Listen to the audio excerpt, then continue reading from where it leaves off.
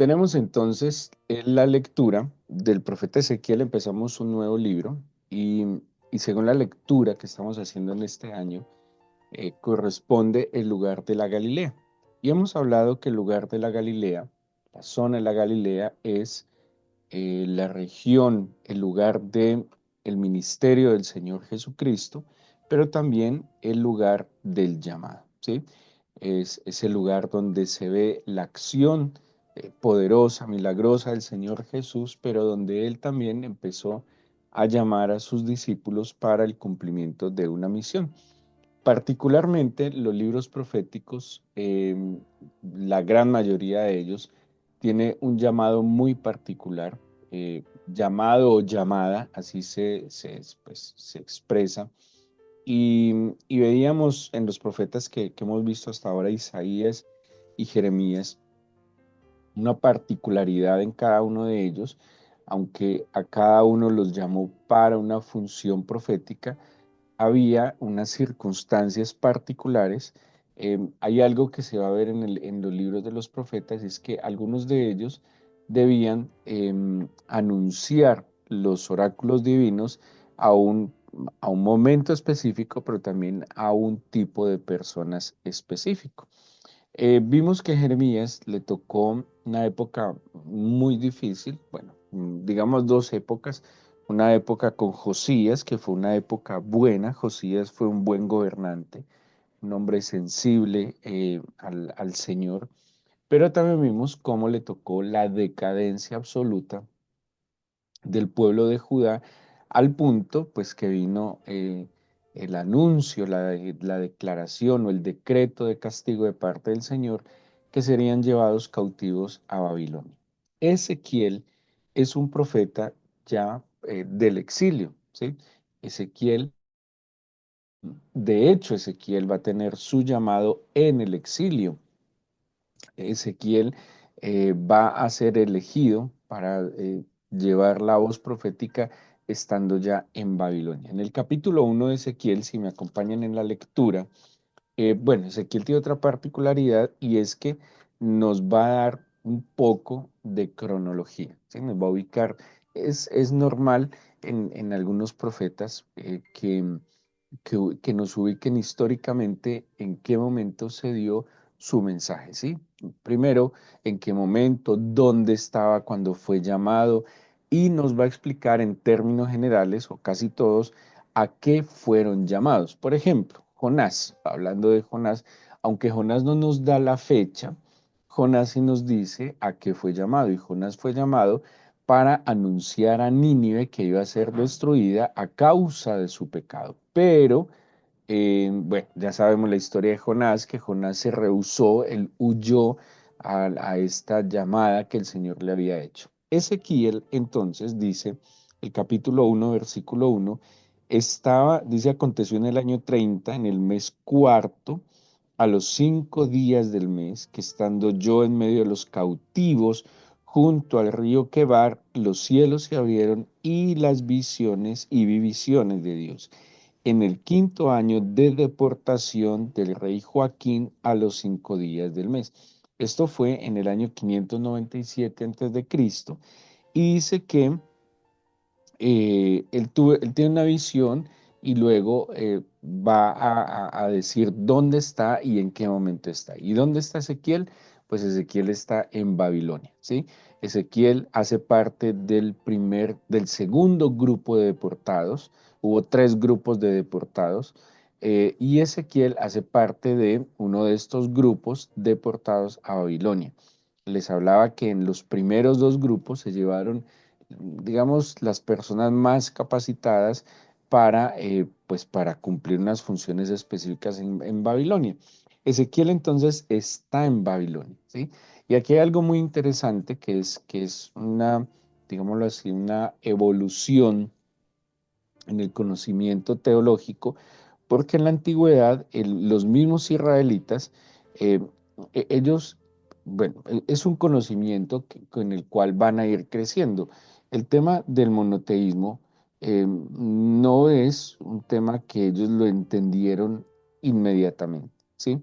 Ellos venían de una idolatría, ¿sí? O de digamos, del politeísmo, donde había muchos dioses y adoraban muchos dioses. Entonces había dos cosas. Uno, reconocimiento de muchos dioses, pero también adoración a muchos dioses, ¿sí? En el proceso que vamos viendo en la salida de Egipto y cómo el pueblo de Israel va conociendo o entendiendo la verdad del Señor, primero ellos van a seguir reconociendo muchos dioses, pero los más fieles adoraban solo al Dios de Israel, ¿sí?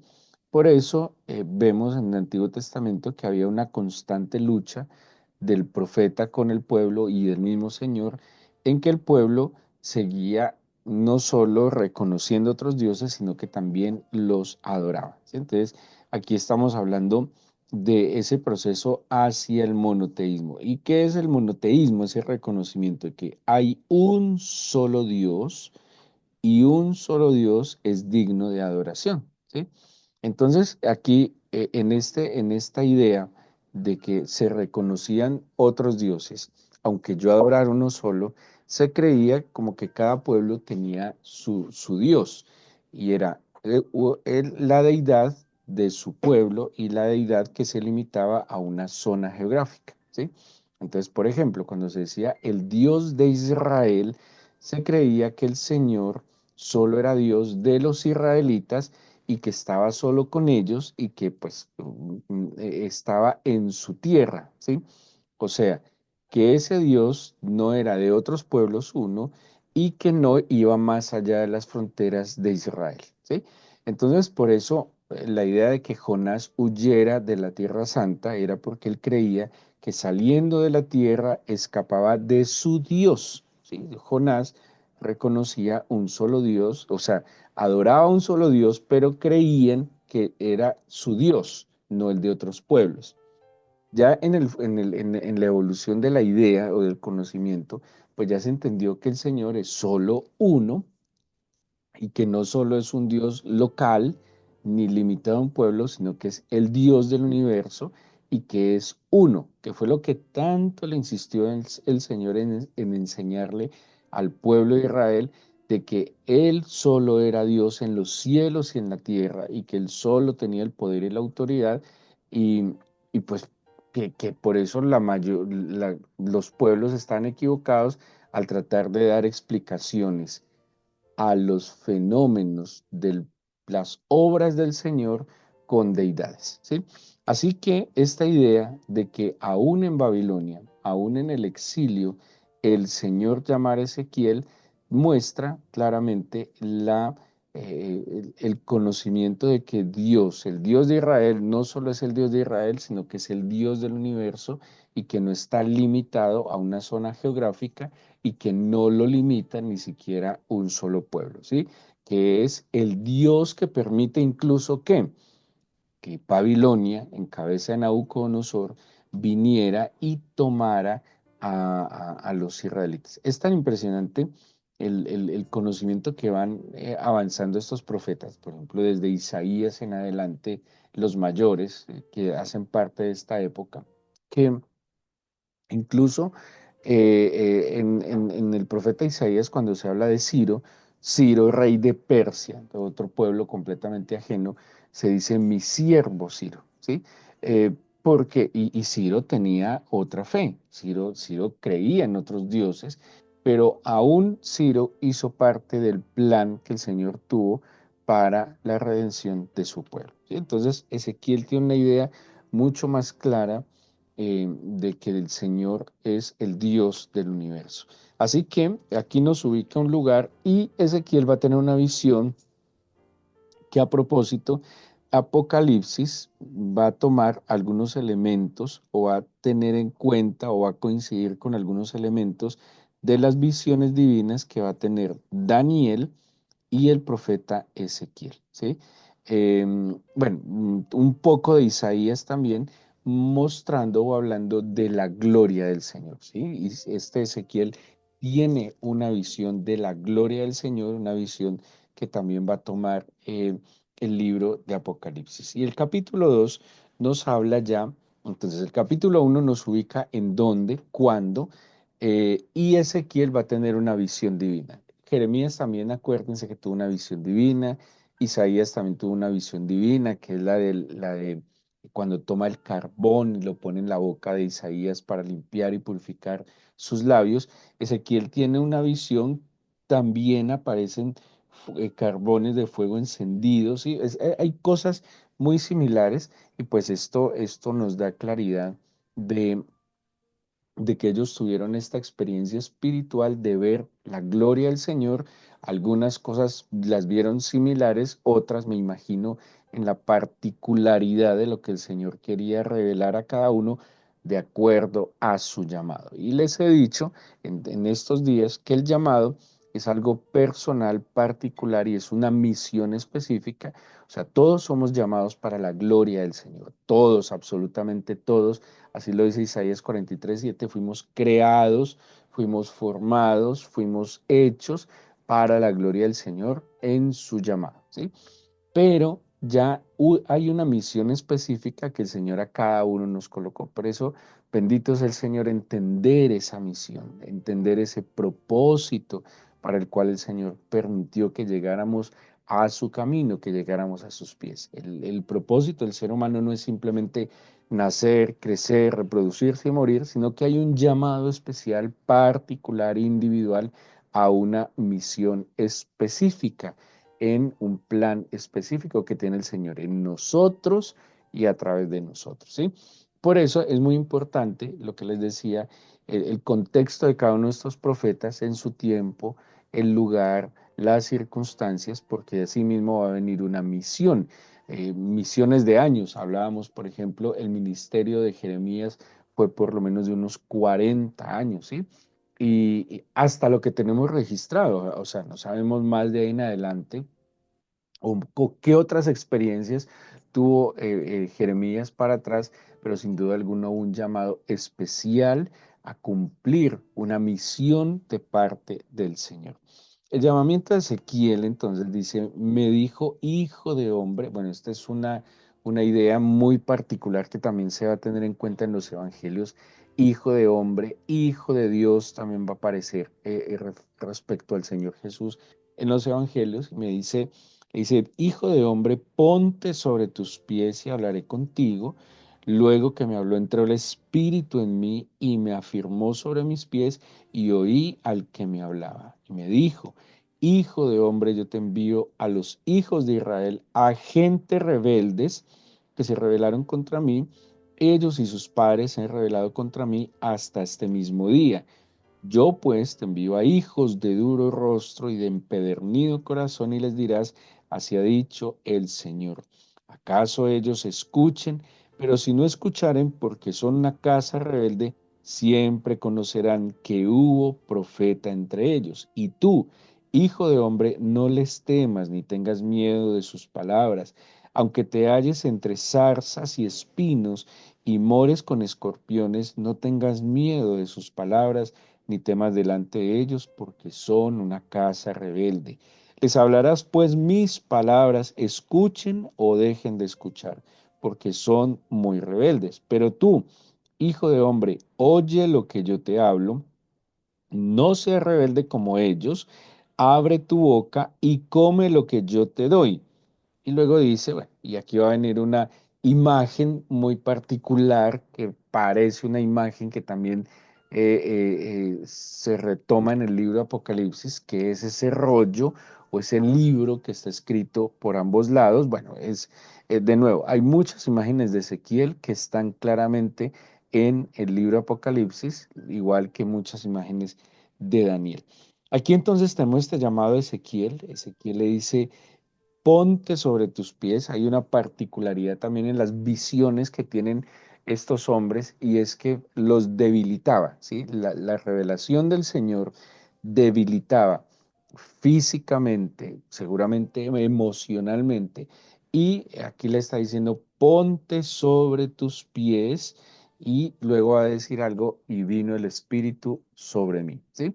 En la antigüedad, en el Antiguo Testamento, el Espíritu Santo era derramado en algunas personas de manera puntual para misiones específicas. Por eso David había experimentado la presencia del Espíritu del Señor, pero cuando pecó, él clamaba al Señor que no quitara de sí su Santo Espíritu. Saúl, el primer rey sobre Israel, había sido ungido por el Espíritu del Señor para precisamente cumplir esta función de gobernante, pero a causa de de su desobediencia, vino, dice que fue quitado el Espíritu del Señor y venía un espíritu que lo atormentaba. Esa era la manera como el Señor en la antigüedad ungía a las personas de manera puntual, de acuerdo para una misión y mientras se mantuviera en ese propósito. Ya luego lo sabemos, en Pentecostés, en el Nuevo Testamento, el Padre envía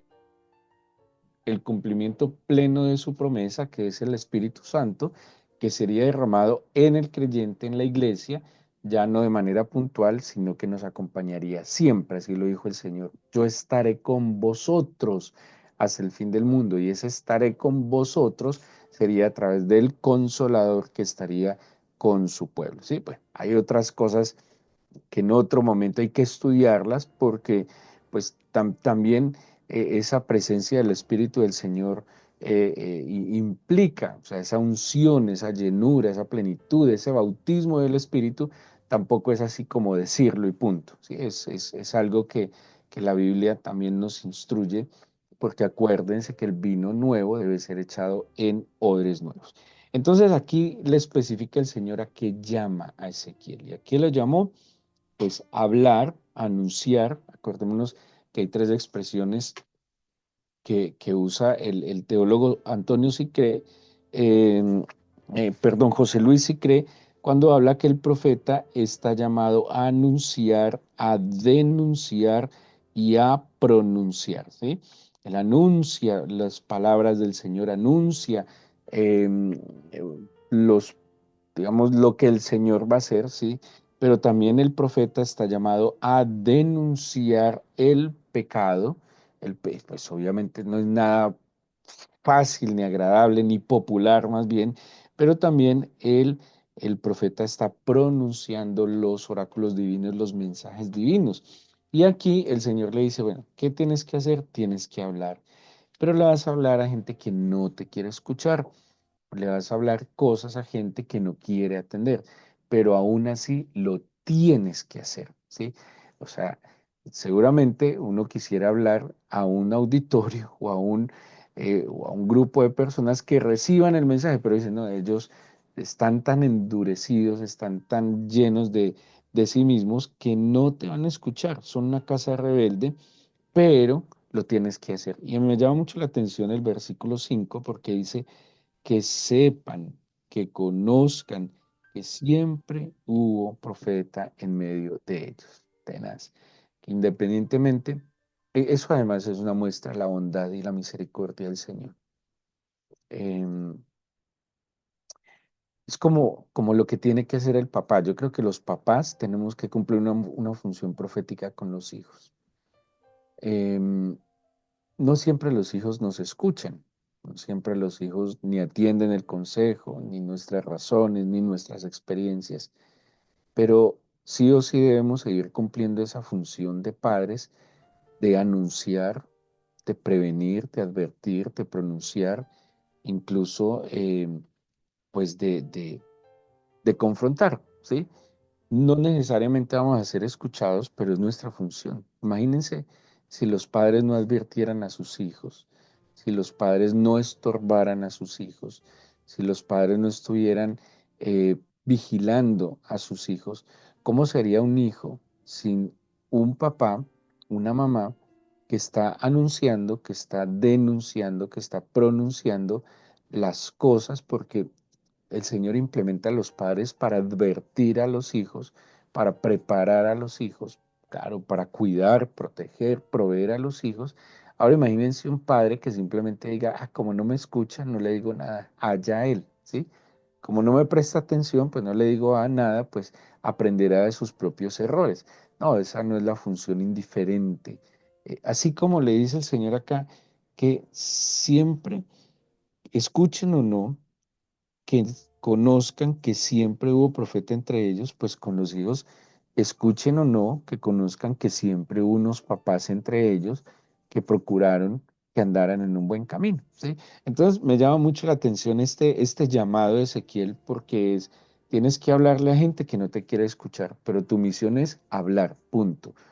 No que te escuchen, sino hablar, que en algún momento alguna palabra les calará en la mente y en el corazón y que ellos conozcan que siempre hubo profeta en medio de ellos. En el capítulo 3 de Ezequiel va a venir una imagen que es muy interesante, que es la imagen del atalaya. Esta expresión atalaya del griego mitzpe quiere decir observatorio y la verdad la palabra atalaya más que una persona era un lugar, ¿sí? Y este lugar era una torre de vigilancia. Ahora, quien empezó a acuñarse el término atalaya a quien cumplía la función de estar en esa torre de vigilancia, ¿sí? Entonces, de allí que ese término atalaya ya no solo era el lugar de vigilancia, sino la persona que cumplía ese papel de vigilar. ¿Qué hacía un atalaya? El atalaya generalmente en las ciudades antiguas tenían murallas porque había constantes intentos de conquista, tenían puertas, murallas, puertas, y había unas torres de vigilancia y los atalayas debían estar allí constantemente advirtiendo qué personas se acercaban. El atalaya miraba cuando venía un mensajero, cuando venía seguramente un comerciante, ¿sí? Y ellos advertían para que la ciudad estuviera preparada. Pero cuando el atalaya advertía peligro, él tenía que anunciar que venía el peligro, tenía que advertir que venía el peligro. O sea que por eso el Señor es nuestro atalaya, ¿sí? Nuestro atalaya se refiere a que, como dicen los salmos, Él es el shomer, el guardián, el que no duerme, el que ni siquiera se adormece, el que siempre está atento a advertir. Ahora, el Señor pone en este caso, en este llamado específico a Ezequiel, a que él advierta lo que viene para que lo anuncie. Y en la imagen de la atalaya está también esto que les estoy diciendo, escuchen o no. O sea, tu misión es que tienes que hablar. Si te escuchan, bien. Si no te escuchan, igual, porque esta es tu misión. Esto es muy tenaz, entender cuál es la misión. Uno dijera, no, la misión es que me escuchen, no, en este caso la misión es que usted lo pronuncie, ya que lo escuchen o no, eso será otra misión para otro o será problema del Señor, pero es muy importante en la vida poder entender cuál es la misión, porque podemos estar haciendo algo que no nos corresponde. A Ezequiel le dijeron, hábleles, y miren en la imagen de la atalaya cómo se lo afirma, capítulo 3, versículo 17 al 21. Aconteció que al cabo de los 7 días vino mi palabra del Señor y me dijo, hijo de hombre, yo te he puesto por atalaya a la casa de Israel, oirás pues tu palabra, tú la palabra de mi boca, y los amonestarás de mi parte. Cuando yo dijera al impío, de cierto morirás, y tú no le amonestares ni le hablares, para que el impío sea percibido de su mal camino, a fin de que viva, el impío morirá por su maldad, pero su sangre demandaré de tu mano. Pero si tú amonestares al impío y él no se convirtiere de su impiedad y de su mal camino, él morirá por su maldad, pero tú habrás librado tu alma. Si el justo se apartare de su justicia, hiciere maldad y pusiere yo tropiezo delante de él, él morirá, porque tú no le amonestaste. En su pecado morirá y sus justicias que había hecho no vendrán en memoria, pero su sangre demandaré de tu mano. Pero si el justo amonestares para que no peque y no pecare, de cierto vivirá porque fue amonestado y tú habrás librado tu alma. ¿Sí? ¿Qué le está diciendo? Tu función como atalaya es atiende, advierte, anuncia y lo que venga es ya problema de cada uno. Pero usted tiene que anunciar. Si le prestan atención, serán librados. Si no le prestan atención, llevarán sus consecuencias. Pero advierte, como esta es tu llamado, esta es tu misión, si tú no lo haces, entonces esa sangre la demandaré de tus manos. Era tu función. ¿Sí? Lo que les decía ahora con los hijos, es nuestra función con los hijos. Ser ese atalaya, advertir, estar anunciando, estar estorbando, estar, bueno, y el Señor nos colocará misiones específicas. Seguro que con nuestros hijos las tenemos. Ya en otro tipo de escenarios el Señor lo indicará claramente, pero lo debemos hacer, escuchen o no, atiendan o no, porque hay más posibilidades que se libren si se escucha la advertencia que si nunca se advierte. Imagínense de cuántas cosas o cuántas cosas pasarían en un camino que no se advierta que hay peligro. Seguro que usted en un camino, en una carretera, advierte un anuncio que dice peligro, no sé, curvas peligrosas, alguna cosa. Bueno, a veces la insensatez del ser humano es tal que aun advirtiéndole el peligro, sigue de frente. Pero ¿qué tal que alguien sí advierta el peligro y sea guardado? Ese era el llamado de Ezequiel. Ese era el llamado que él tenía independientemente de lo que cada uno atendiera o no atendiera, era su papel. Y por eso, a propósito de lo que estamos hablando de entender el llamado, es muy importante. Todos tenemos una misión que cumplir y es una tarea ardua. No es fácil, pero es necesaria entender esa misión para cumplir esa misión. Tal vez usted se identifica con esta misión que el Señor ha puesto de escuchar su voz, de discernir las cosas, de entender los tiempos y de anunciar, de pronunciar, de denunciar si es necesario, porque tal vez a través de esa obra y misión que el Señor pone a través de su vida está la salvación, la restauración, la esperanza de muchas personas. Démosle gracias al Señor en este inicio de semana, en esta mañana que estamos comenzando en este nuevo día.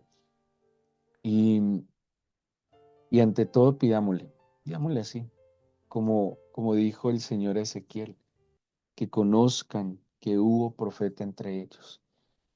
Permite, Señor, que en medio de nosotros siempre haya tu palabra profética más segura.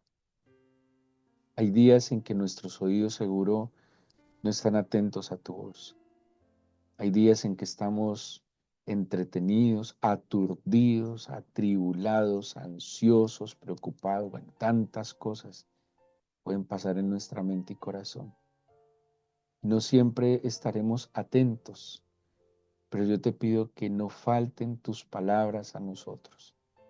Señor, tú nos enseñas, hay diferentes métodos, medios para hablarnos al corazón, el que sea necesario. Pero no dejes de advertirnos, que no falte profecía en medio de nosotros. Y la profecía no es simplemente que adivinen mi futuro, que me digan puntualmente, Señor, sobre cosas a veces triviales, eh, completamente sin trascendencia. No, la palabra profética, Señor, tiene que ver con la advertencia, con hacerme volver al camino, con advertirme, Señor, para estar en tus caminos. La profecía, Señor, tiene que ver con la edificación de la iglesia.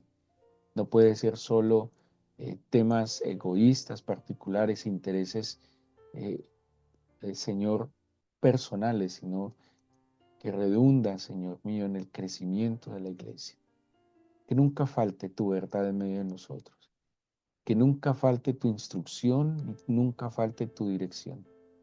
Y que podamos advertir, Señor, las cosas que has puesto delante de nosotros. Yo te pido que despiertes nuestro espíritu. Tú tienes una misión específica para nosotros.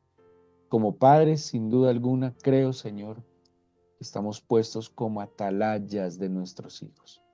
Aquellos que están en esa torre de vigilancia, que advierten, pero que también anuncian, Señor, las cosas que se vienen para que podamos prepararnos. Dígale, Señor, guarda mi vida, mis caminos, guarda mis entradas, mis salidas, y permíteme siempre atentamente escuchar tu voz. Te pido tu bendición, Señor, para este nuevo día y para esta nueva semana, y agradezco, Padre, que escuches nuestra oración que hacemos en el nombre de nuestro Señor Jesucristo. Amén.